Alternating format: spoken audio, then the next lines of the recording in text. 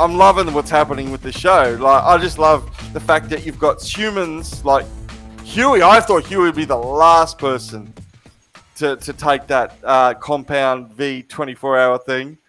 You got Huey and Butcher becoming temporary heroes, and then you've got someone about to totally unsoup the soups. Yeah. So you've got this changing dynamic happening, and then in the middle of that, you've got Gus basically just walking on water, untouchable, abusing Homelander and not getting a finger laid on him.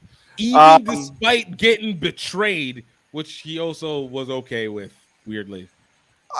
How can he, that whole scene in the top of that building where he basically just dumps so badly on Homelander, just calls him a useless, nothing, piece of nothing, and then walks out that door. I was waiting the whole time for lasers to go, just cut right through him in some way. Yeah.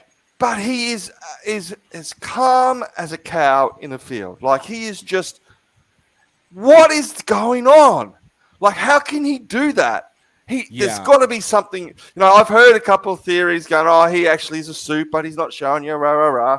And I used to think, oh, it's just a theory. But I'm beginning to wonder, has he got another card up his sleeve that makes him a soup?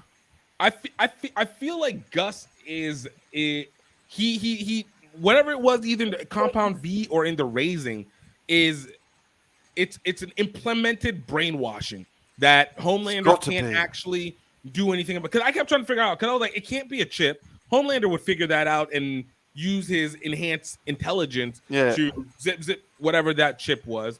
And it can't be something necessarily in the sense of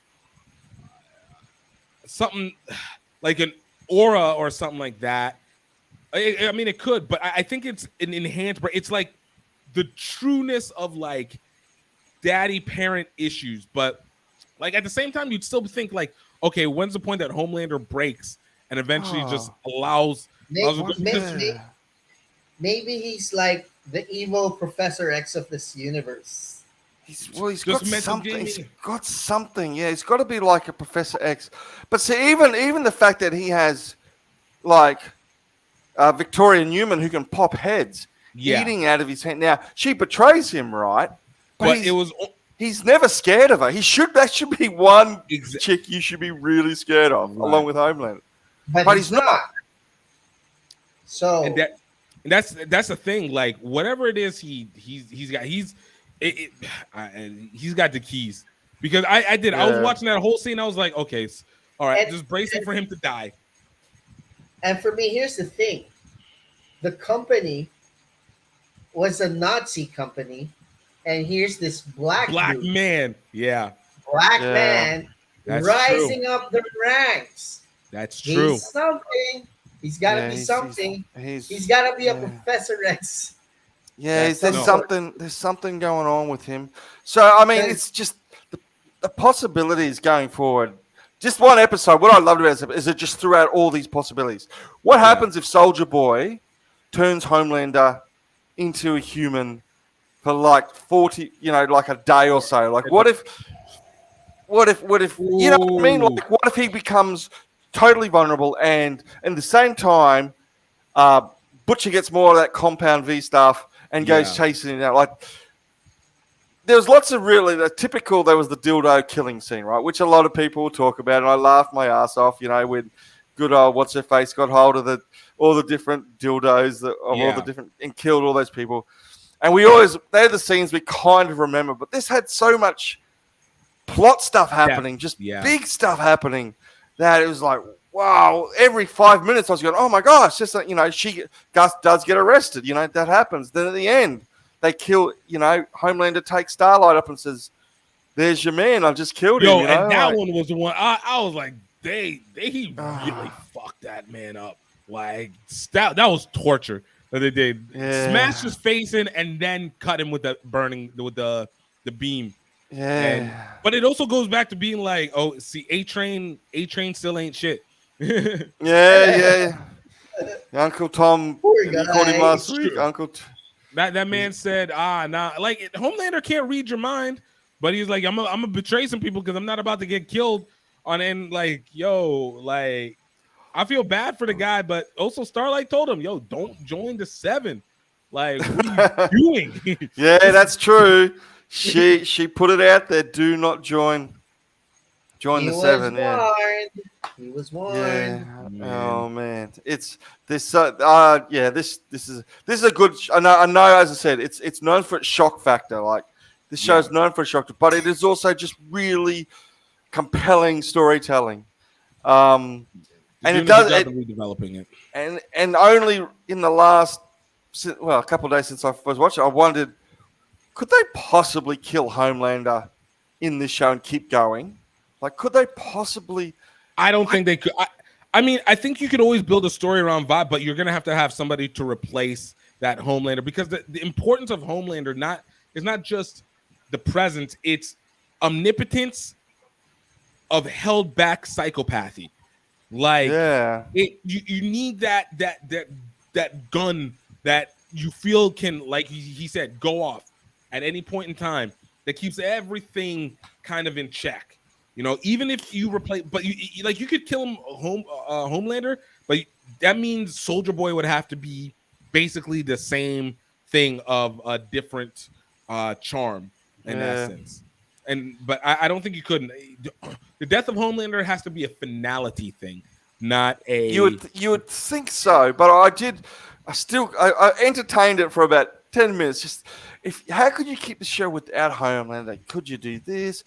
I could Gus, Professor X, Gus, then rise up. But we're so invested in Homelander. We're Yeah. so into that character. We're so into that He- performance. He's kind of like Superman in like the Injustice stuff, where he goes like batshit Right. crazy and just takes over and just like rules the But world and shit. But he hasn't done that yet. He hasn't taken over yet. He hasn't he's a couple episodes. He gave us a blow by blow description on how he would do it, but he hasn't done it yet. You almost feel that if he can find a way to kill Gus, there's something about Gus that's holding him back from killing him and then taking over the world. Well, I think that's the thing that's the also part of that power that Gus has is Homelander's ego. Homelander has been raised. It's funny because it's also kind of a slight against child celebrities because they're so indoctrinated into looking at these KPIs as their means of continuing on. So like for Homelander, his rise didn't come because of something he internally figured out or let go of. It was because he became popular on the numbers. The ratings went up for him. So even though he had this like pseudo like, all right, I just released out, I'm better than you guys, I'm not normal release, it really rose whenever old girl came in and was like, yo, you're doing great with, 18 to 25 to 56-year-old men, yada yada yada, White males, right? Donald Trump-esque, territory. Yes. Very Donald much, Trump-esque very territory. much. So it was just like it was MAGA just like, boys. They're basically, because he was defiant. I'm powerful. I'm strong. I'm unapologetic. I'm rude. right? Very Trumpism. That's very Trump. I don't care. So that's why I'm like, the level of ego, whether it was there because of time trauma or whether they innately put it in him to use it as a control mechanism, we can always control the guy who's overly sensitive, but always feels he has to prove something to daddy. Yeah. Because he killed mama, but prove something to daddy. Daddy. Yeah, Homelander has definitely become. Daddy. I mean, maybe the secret is that Gus daddy spanks Homelander in secret. I don't think he'd betray. He's about the milk. I think he's about the milk. That's his fetish. Now, speaking of milk, it was MM's episode. I think we start with him, and there's that really important conversation Butcher has with MM, saying you're pretty much the guy who keeps me in line. You are the guy who stops me from going off the track. Right. And when what I think Uses he the can expect to get a compound huge 24. surge from when I think that whole compound V thing's going to just MM's just going to go absolutely crazy. That is a betrayal of everything that they've stood for over the years. Yeah. He's gonna take him to task. There's no two ways about that. Well, he said he didn't want to be. I mean, I guess he's going to end up being part of the team anyway. But it's like, man, it's such a hard place to be able to put in because in one instance, you're like, you need the compound 24 gives you a favorable advantage against soups. Like you need, Yeah, you yeah. need to play out towards them. At the same time, you worry about power corrupting power, corrupting power Yeah, corrupting yeah. fully, and like, man, like I, I I wonder if they have to. I am interested to see where they take this philosophical process because it's it's one area where they can play on like gun control and Oh and yeah, right, yeah. and like it's a tool. Like everybody should have the ability to protect themselves, but at what cost? We see So, these heroes, okay, right, yeah, I get you.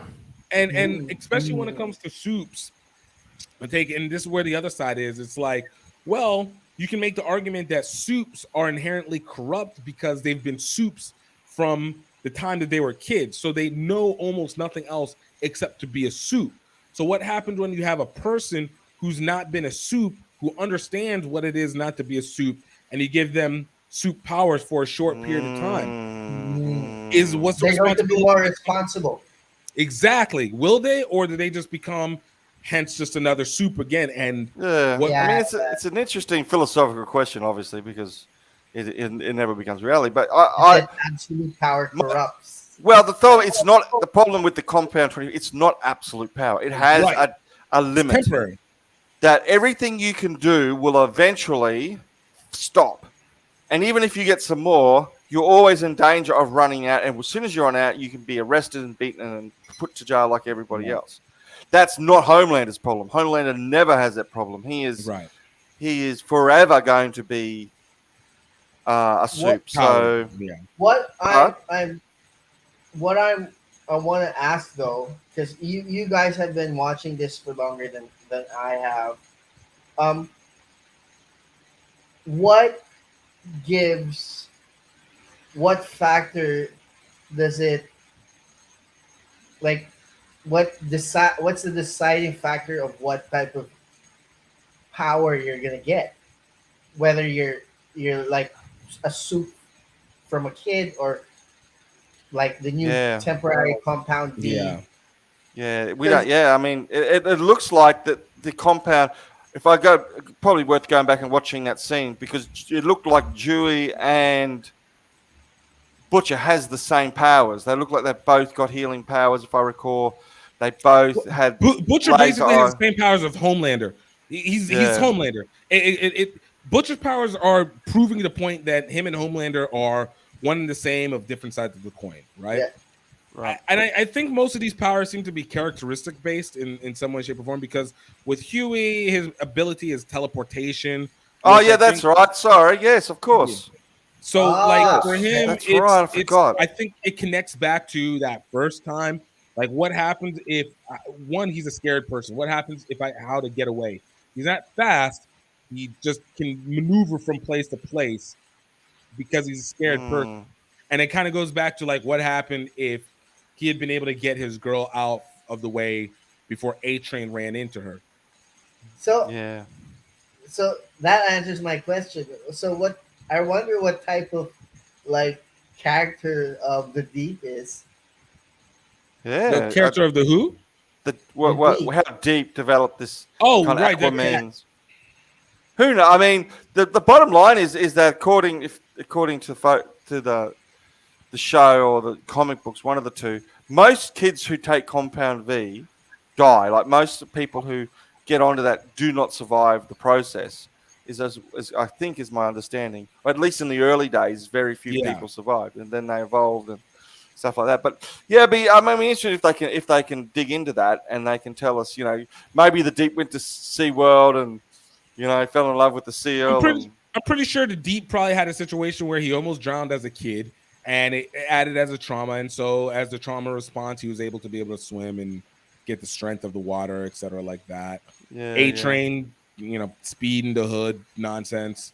Maud was probably again scared, so don't need to defend for her true self because of what she held inside, even probably as a kid. Starlight, I still don't fully understand Starlight's powers, but it goes back to kind of like the entertainment factor. Yeah, I think like her mom wanted her to be a star so much. And well, she gets stuff from electricity. We know that much. Right. You remember when she was locked up? When they locked her up in the tower, they had her in complete darkness, knowing that if she had any access to light or electricity, she was able to bust out. And so I think that's how they got her out. Is they put some light in there somehow when Huey came to get her out. There's so many questions, but that's the show's good at exploring these things, and I love the fact that now humans become soups and soups can become human. And it's going to be. I imagine what would a souped up Huey or souped up Butcher will do to a humanized Homelander. Let's remind our friends to please click on the subscribe button and hit that notification bell so you know when we have new videos out. Subscribe! Die or die.